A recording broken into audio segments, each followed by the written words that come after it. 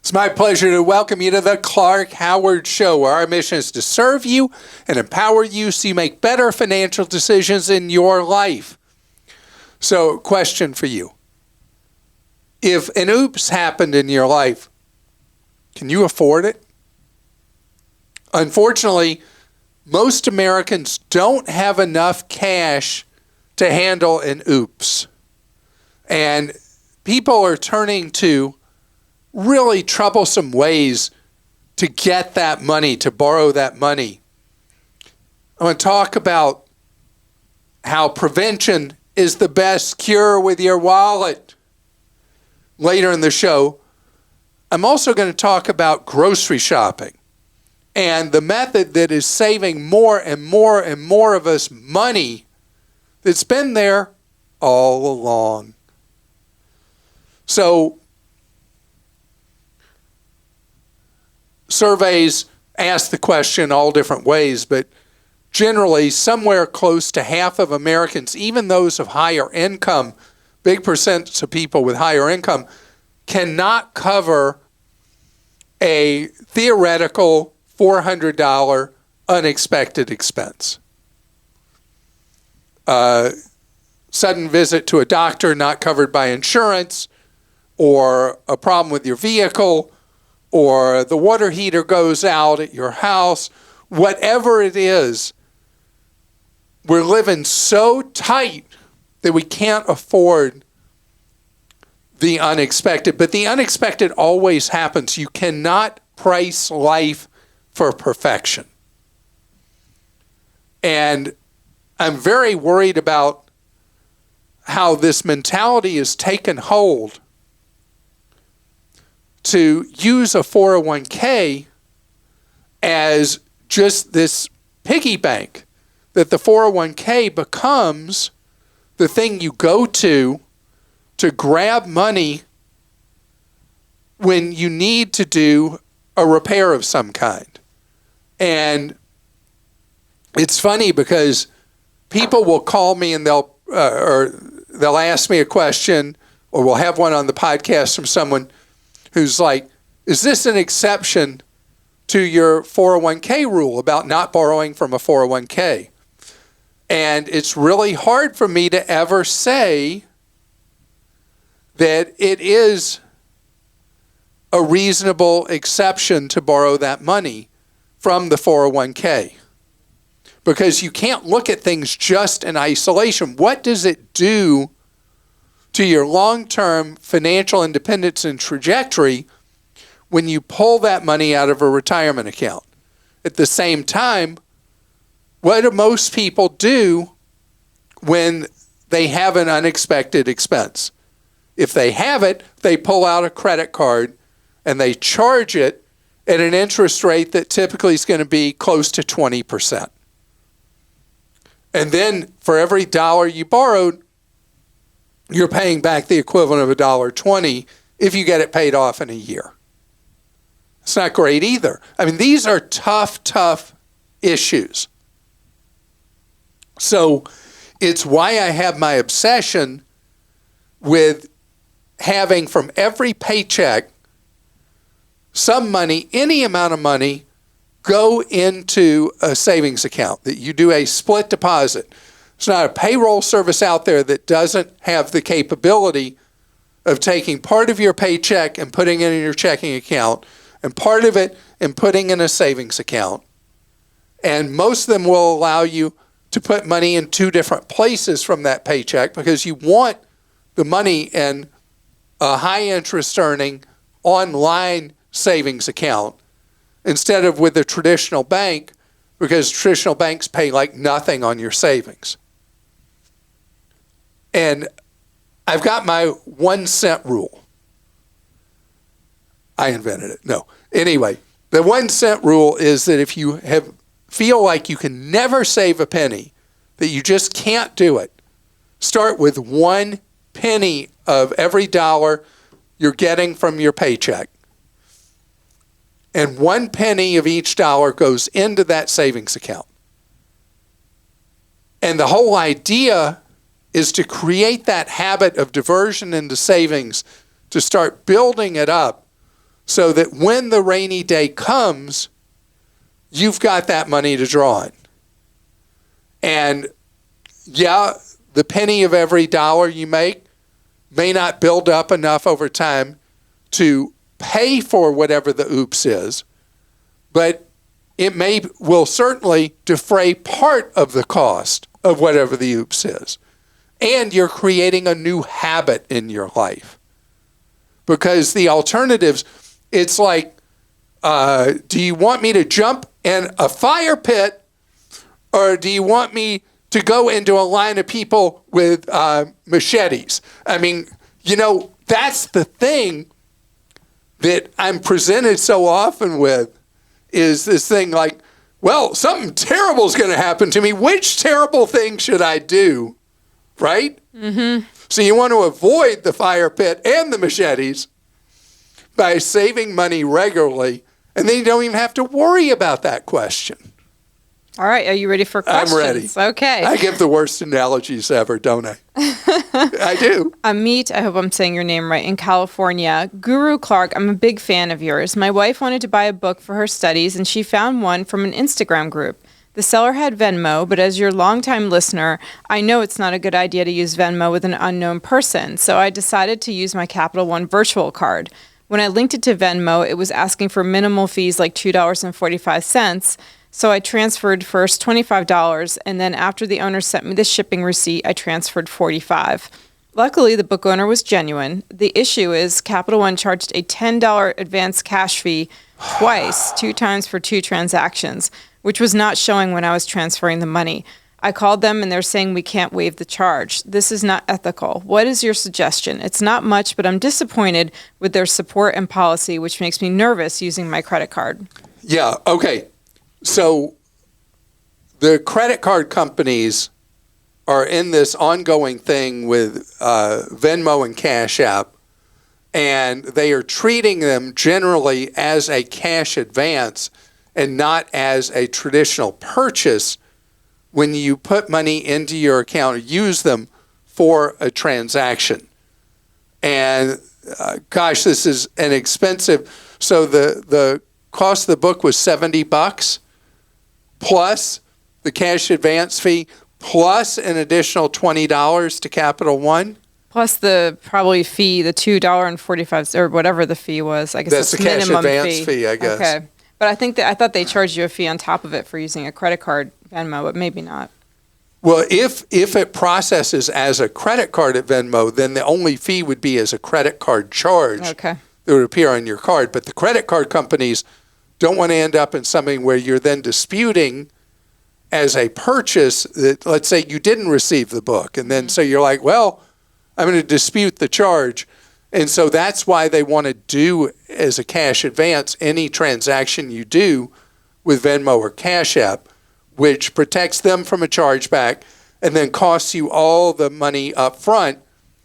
So that's why the best answer, if you ever had to use Venmo or Cash App for something like this, if you have Venmo or Cash App set up the way I want you to in the first place, which is tied up into a checking account that does not have access to any of the funds you normally use to pay your rent, mortgage, car payment, anything like that. So in other words, you have a separate checking account, not at the same institution you do your normal checking, and you set it up just to use for Venmo or Cash App, you eliminate the risk because the only money at risk is the money you have on hand in your account.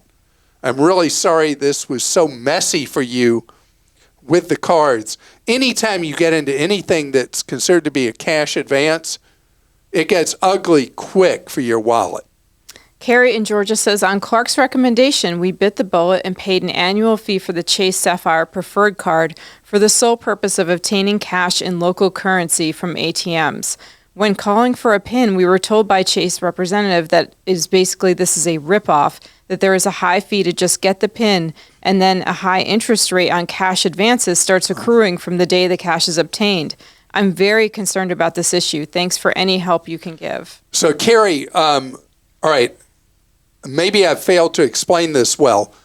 The purpose when you travel overseas is you use the Chase card. It's considered to be one of the best deals in travel cards. It's $95 annual fee for the preferred. It's like $550 for the reserve, I think. Mm-hmm. But the $95 card is considered to be an out-and-out great deal.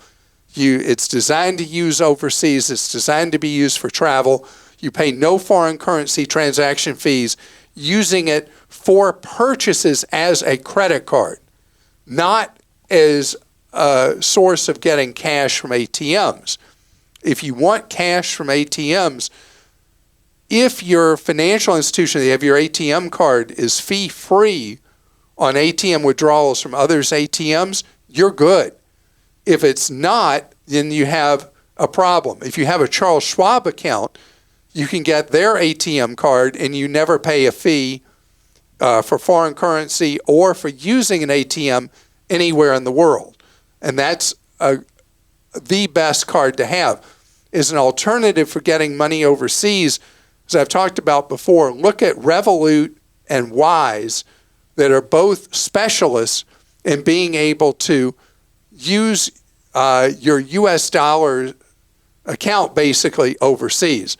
The good news about ATMs is that very seldom in most of the world do you need actual physical cash anymore. A lot of countries, you're going to find actual cash hard to use.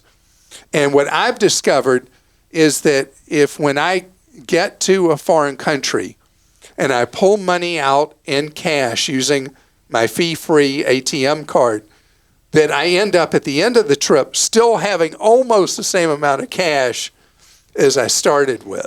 My daughter's overseas right now, and she has a USAA checking account, and they do refund ATM fees up to $10 a month. So that's also if you happen to have USAA. USAA, 60 million? I forget. No, that's Costco, 60 million. I forget how many people have USAA. But if you have access to USAA, that's a great suggestion. John in Florida says, we had a bad hailstorm that hit our area a few weeks ago. Since then, we've had several roofing contractors knock on our door and leave materials offering to do inspections. And I see that several in the neighborhood are having work done by them. Wait. You said, key word, you said in Florida? Yes, in Florida.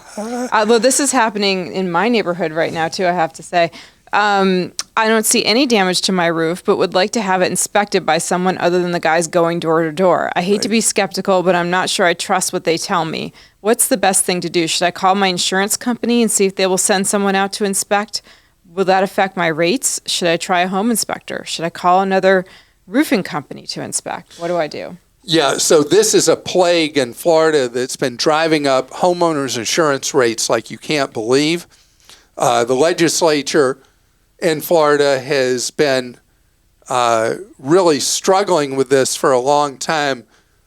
They're so influenced by all the lobbyists that they just never get this quite right. But there have been some tightening of the rules recently because it's been a curse in the state of Florida where the insurance companies basically have 1 to 2 hands tied behind their backs with unethical roofers saying, oh, yeah, this roof's terrible. Look at all this hail damage. And then you're billed as the homeowner, the insurance company on your behalf is billed for a roof. And you're like, I got a free roof. What a great country. But then it has driven homeowners insurance rates up in Florida. It has caused a number of insolvencies of insurers in Florida. And yeah, you have one of these people who drives through the neighborhood go up on the roof, and they're going to fill out the forms and tell your insurer, yeah, the roof was completely destroyed by hail. And it's possible there are houses that do, in fact, have legitimate hail damage, but not at all at the ratio that's been going on in the state of Florida. You don't want to play a crooked game. You would want to invite a roofer in to your house to go up and inspect it, who is one who hopefully is legit. How do you find a legitimate roofer? That is a really good question. I think if you ask your homeowner's insurance company, they may have some that adjusters trust, that you could have come. But it is a terrible problem in the state of Florida. And just imagine, this is going to be the worst free roof people got when nobody wants to write homeowners insurance in Florida anymore. And that's why I wish the legislature in Florida would get its act together and shut down this crooked practice. Coming up ahead, and by the way, I'd love to have your opinions on it. I'm sure that's the kind of thing that generates Clark Stinks. Mm-hmm. Clark.com/Clark Stinks. You have something you wanted to talk about with roofing? No, I was just looking at to see if they, I'm not sure that this organization is one we want. So I'm going to see if we can update our article, write an article if we don't have it already, but I think we had one about how to find a roofer on Clark.com. Yeah. Okay. Coming up ahead, there's a shift that the inflationary cycle we're in has brought to the grocery market, and you're not a sitting duck with the higher grocery prices we've had of late. And I'm going to give you an alternative that is booming for your grocery dollars. You know, when something happens in an economy that's really radical, it changes people's behavior. And we've seen this in different industries when there's been like an inflection point. And the enormous inflation in grocery prices that we went through for about 14 months was so severe that it has led to a change in buying patterns and buying behavior of consumers that I don't think is done. I was reading one of the industry publications on the supermarket industry, and it's Winsight Grocery Business. And there was an article written for the supermarket chains themselves and supermarket operators about where the danger has been for them. And guess what? One of the real danger spots for them has been the warehouse clubs, that through this inflationary cycle we went through in groceries, the warehouse clubs have pulled large market share from traditional supermarkets, because the best guesstimate out there is that like for like, the typical grocery item that is available with much less selection at Costco, Sam's Club, or the regional retailer, BJ's Wholesale Club, is that you save 25% overall on your grocery bill. And it's not like just a made-up thing. People's behavior in shopping shows that it's true. The warehouse clubs are having record high renewal rates. You know, normally people will join a warehouse club and they're paying whatever the annual fee is or whatever level of membership they are, and you're going to have churn. People say, you know, I never really go there, and they let their membership expire. But the renewal rates are the highest they've ever been for Costco, Sam's, and BJ's Wholesale, and it's because people have found such relevance in two industries at the same time. Last year, when Russia invaded Ukraine and the cost of oil and then in turn gasoline went through the roof, people were using the gas stations at the warehouse clubs in much greater numbers than they had before, because there's a big savings on the gasoline. And then once people were at the pumps, they'd park, they'd go inside, they started buying groceries in greater numbers. And it stuck. Both have stuck, buying the gasoline and buying the groceries. Because when people are stretched, and they are right now, they're buying more of the things they've got to have at the warehouse clubs. Now, I'm obsessed with the warehouse clubs. I mean, we've got a dog named Kirkland Signature. Maybe our next one will be called Members Mark. The thing is, I love what they do. And you know my rule, I only shop in stores with concrete floors.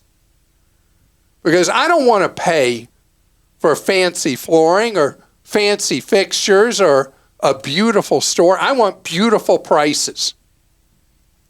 And I am willing to accept less selection for lower price. And that's key in the warehouse clubs.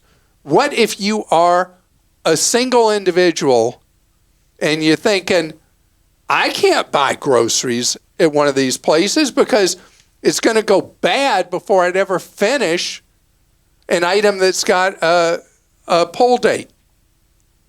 And that's right. If you go in and you buy a pack of 24 yogurts and you're just one person, they're going to go bad probably before you've eaten the last one. That's true. But it's not true for everything in there. The smartest thing people do is what the warehouse clubs hate. Share your membership with another single individual. And then you buy a big thing of Charmin, you split the Charmin. You buy a big thing of Kirkland Signature paper towels or Members Mark paper towels or whatever, split the big bundle. Or if you have a BJ's Wholesale Club near you, they offer so many of their food items and other items in much smaller sizes and quantities than you're going to find at Sam's or at Costco. And when you look at warehouse clubs, reason I don't talk a lot about BJ's Wholesale, their market share is 7%. Sam's is about 30, Costco's 60-something percent of the market.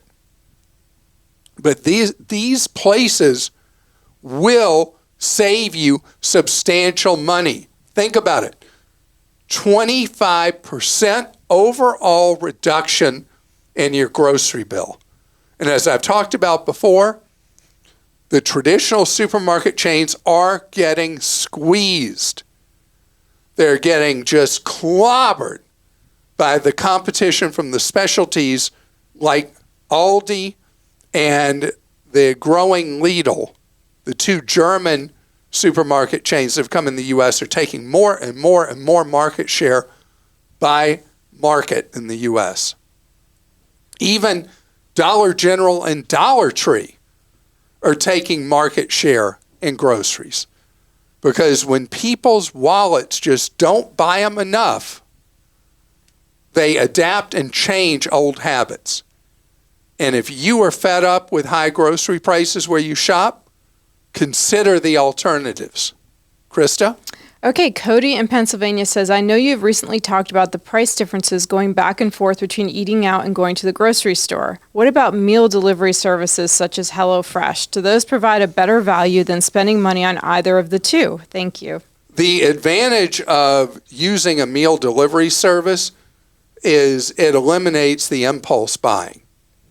And if you look at the cost of the convenience of a meal that is virtually an MRE, just to heat and serve, when you look at that, if it gets you to divert eating out at a nice restaurant and you eat at home, it will be more potentially economical for you. The other thing is that if your health is a big factor for you, subscribing to one of these services or having delivery from one of them may actually improve the quality of the health content of the food you're eating.